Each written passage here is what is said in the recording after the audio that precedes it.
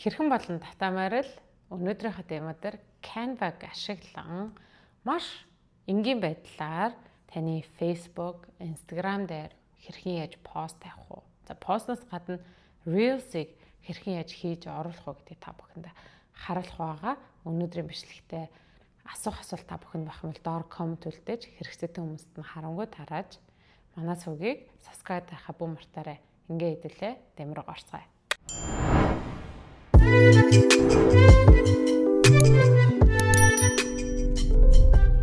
Хэдүүлээ Canva руугаа орсон байна. Canva дээр өнөөдөр бодлороо Instagram-ийн Reels болон Story хэрхэн яаж хийх талаар та бүхэндээ харуулах гэж байгаа. Ингийн тулд эхлээд canva.com руугаа та бүхэн ороод за эхний хоёр дахь сонголт буюу social media гэдэг хэсгийг та бүхэн сонгоно.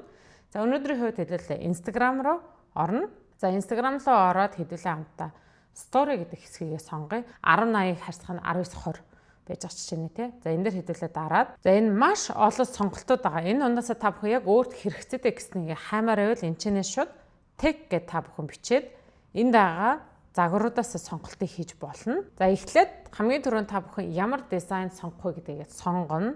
За тэгээ энэхүү жижигхэн харандааны хэсгээр та бүхэн дарангууд доор минут секундээр хаана юу байгаа гэдгийг та бүхэнд харуулад эдгээр зүйл дээр та бүхэн дарангууд энэ маань яг окей энэ дээр итгэвчсэн байна гэдгийг харуулна. За тэгээд эдгээр текстүүдийг өөрчилсөн байхад л болно. Юу хийсэн мэхлээр зөвхөн текстүүдийг л өөрчилсөн. Тэгээд story маань одоо play гингүүд таны дэлгэцэн дээр харж байгаачлан гарч байгаа жишээ нэ.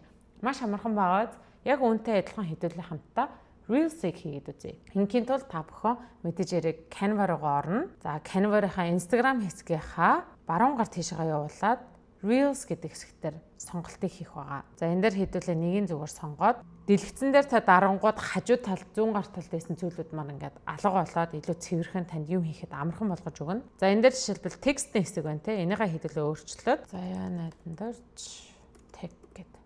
За тэгээ энийгээ жоохон юу болгоод багтаахаар хэмжээнд оруулаад YouTube гэж биччихье те. За одоо энийгээ хэдүүлээ play хийгээд. За энэ бүх одоо ингээд story хийж чад миний ганцхан хийсэн зүйл сайхан текстийг л өөрчлөх байлаа. Ийм байдлаар та бүхэн өөрсдийнхөө Instagram дээр за ганцхан storage гэлтгүүгээр Reels-ийг бараг 2 минутаас бага хугацаанд инхүү бас засаж ингэж гаргаж ирж болох нь байна. За эдгээрээ та бүхэн муу адилхан өмнөх бичлэгтэр харуулж байсан share гэдэг дээр та бүхэн дараад download гэдэг дээрээ та бүхэн татаад компьютер руу оруулж олно. Аль эсвэл Instagram-ыгаа та Canva-тайгаа холбогдсон бол Instagram дээрээ дараал schedule хийгээл оруулсан байхад болчихно гэсэн үг байгаа. Өнөөдөр та бүхэндээ хэрхэн Canva дээр Instagram-ийн Reels болон Story хийж болдог талаар та бүхэн дэмэг хүргэлээ. Үүнтэй холбоотой асуух асуултыг доор коммент үлдээж бидний бичлэгийг хэрэгцээтэй хүмүүст нь харамгүй тараагаарай. Ингээд дараагийн дугаар хүртэл түр баяртай.